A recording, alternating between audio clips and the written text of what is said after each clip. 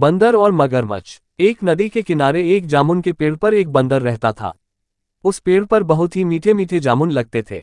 एक दिन एक मगरमच्छ खाना तलाशते हुए पेड़ के पास आया। बंदर ने उससे पूछा तो उसने अपने आने की वजह बताई। बंदर ने बताया कि यहाँ बहुत ही मीठे जामुन लगते हैं और उसने वो जामुन मगरमच्छ को दिए। उसकी मित्रता नदी में रहने वाले मगरमच्छ के साथ हो गई। वह बंदर उस मगरमच्छ को रोज खाने के लिए जामुन देता रहता था। एक दिन उस मगरमच्छ ने कुछ जामुन अपनी पत्नी को भी खिलाए।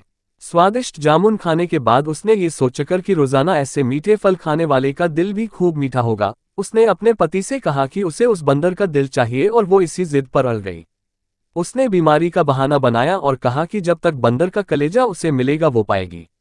पत्नी की जिद से मजबूर हुए मगरमच्छ ने एक चाल चली और बंदर से कहा कि उसकी भाभी उससे मिलना चाहती है।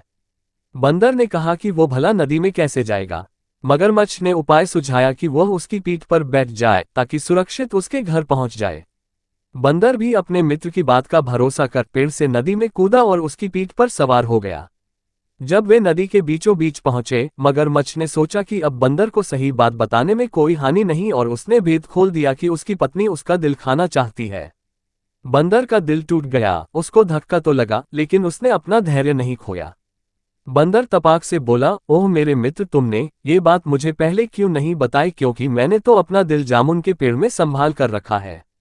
अब जल्दी से मुझे वापस नदी के किनारे ले चलो ताकि मैं अपना दिल लाकर अपनी भाभी को उपहार में देकर उसे खुश कर सकूं। मूर्ख मगरमच्छ बंदर को जैसे ही नदी किनारे लेकर आया, बंदर ने जोर से जामुन के पेड़ पर छलांग लगाए और क्रोध में भरकर बोला, मूर्ख, दिल के बिना भी क्या कोई जिंदा रह सकता है? जा, आज से तेरी मेरी दोस्ती समाप्त।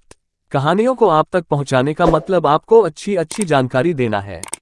अगर आपको कहानियां सुनना पसंद है तो वीडियो को लाइक करें, कमेंट करें और चैनल सब्सक्राइब करें।